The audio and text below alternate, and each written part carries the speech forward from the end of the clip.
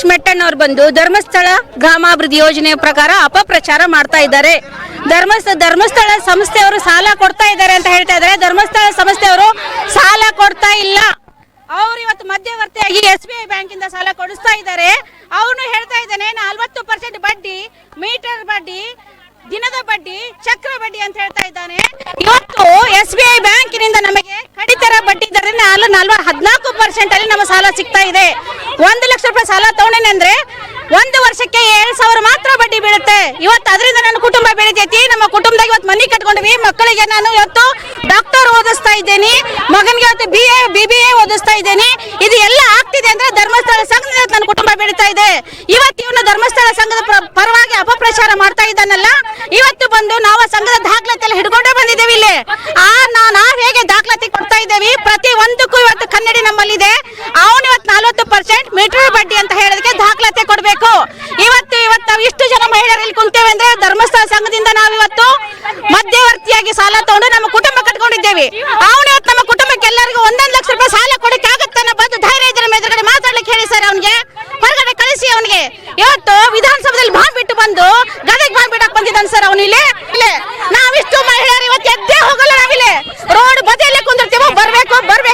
ಈ micro finance ಹಾವಳಿಯಿಂದ ಸುಮಾರು ತೊಂದರೆ ಆಗ್ತಾ ಇದೆ ನಮ್ಮ ಗದಗ ಜಿಲ್ಲೆಯಲ್ಲೂ ಕೂಡ. ನೀವು ಎಲ್ಲ ಕಡೆನೂ ಕೂಡ ಜನಜಾಗೃತಿ ಮೂಡಿಸ್ತಾ ಇದ್ದೀರಿ. ದಯವಿಟ್ಟು ಇಲ್ಲಿ ಬಂದು ಒಂದು ಪತ್ರಿಕಾಗೋಷ್ಠಿ ಮಾಡಿದರೆ ಜನರಿಗೆ ಅನುಕೂಲ ಆಗ್ತದೆ ಅಂತೇಳಿ ನಮ್ಮನ್ನು ಕರೆದಿದ್ರು ಪತ್ರಿಕಾಗೋಷ್ಠಿಗೆ. ಈ ಮೈಕ್ರೋ ಫೈನಾನ್ಸ್ ಬಗ್ಗೆ ಮತ್ತು ವಿಶೇಷವಾಗಿ SKDRDP ಮಾಡ್ತಾ ಇರುವಂಥ ಅಕ್ರಮಗಳ ಬಗ್ಗೆ ಎಲ್ಲ ವಿವರಣೆಯನ್ನು ಕೂಡ ನಾನು ಕೊಟ್ಟು ಇನ್ನೇನು ಹೋಗಬೇಕು ಅಂತ ಹೇಳಿದರೆ ಗೇಟಿನ ಹೊರಗಡೆ ಸುಮಾರು ಒಂದು 10ರಿಂದ 20 ಜನ ಮಹಿಳೆಯರು ಬಂದು ಜೋರಾಗಿ ಬೈದಾಡಕ್ಕೆ ಸ್ಟಾರ್ಟ್ ಮಾಡಿದರು. ನಾವು ನಾನು ಕೇಳಿಸ್ಕೊಂಡೆ, ಗಿರೀಶ್ ಮಟ್ಟಣ್ಣವ್ರಿಗೆ ಮಾತಾಡಬೇಕು, ನಾವು ಮಾತಾಡಬೇಕು ಅಂತ ಇದ್ದರು. ಅಷ್ಟೊತ್ತಿಗೆ ಇನ್ನೂ ಒಂದಿಷ್ಟು ಜನ, ಒಂದು 45 ಜನ ಸೇರಿದ್ರು. ಅದು ಮಾಬ್ ಬಲ್ಜ್ ಆಗ್ತಾ ಹೋಯ್ತು. ಬರೀ ಅವರ ಒಂದು ಲೋಪದೋಷ ಏನೇನೋ ಅವ್ಯವಹಾರ ಮಾಡ್ತಾ ಇದ್ದಾರೆ ಅಂತ ಹೇಳಿದ್ದಕ್ಕೇ ಪತ್ರಿಕಾಗೋಷ್ಠಿ ನಡೆಯೋ ಬಂದಾಗಲೇ ಇಷ್ಟು ದೊಡ್ಡ ಗುಂಡಾಗಿರಿ ಮಾಡ್ತಾ ಇದ್ದಾರೆ, ದೌರ್ಜನ್ಯ ಮಾಡ್ತಾ ಇದ್ದಾರೆ. ಒಂದು ವೇಳೆ ನಾವೇನಾದರೂ ತಪ್ಪು ಮಾತಾಡ್ತಾ ಇದ್ದರೆ ಅವರು ಒಂದು ಪತ್ರಿಕಾಗೋಷ್ಠಿ ಮಾಡಲಿ. ಸುಗ್ರೀವಾಜ್ಞೆಯಲ್ಲಿ ಹೇಳಿದೆ ಇದನ್ನೇ ಮಾಡಬಾರ್ದು ಅಂಥೇಳಿ, ಕಲೆಕ್ಷನ್ ಯಾರ್ದು ಲೈಸೆನ್ಸ್ ಇಲ್ಲ ಅಂಥೇಳಿ. ಈಗ SKDRDP ಮತ್ತು ಇನ್ನೂ ಅನೇಕ ಮೈಕ್ರೋ ಫೈನಾನ್ಸ್ಗಳ ಕಡೆ ಲೈಸೆನ್ಸ್ ಇಲ್ಲ. ಇದು ಎಲ್ಲರ ಕುಮ್ಮಕ್ಕೂ ಇದೆ. ಬರೀ SKDRDP ಇಷ್ಟೇ ಅಲ್ಲ, ಇದರಲ್ಲಿ ಇಲ್ಲಿ ಬಂದಂಥ ಇವರು ಇದಾರಲ್ಲ, ಅದರಲ್ಲಿ ಬೇರೆ ಮೈಕ್ರೋ ಫೈನಾನ್ಸ್ಗಳು ಕೂಡ ಸೇರಿಕೊಂಡಿದ್ದಾರೆ. ಎಲ್ಲರೂ ಸೇರಿಕೊಂಡು ಒಂದು ದಾಳಿಯನ್ನು ಮಾಡ್ತಾ ಇದ್ದಾರೆ.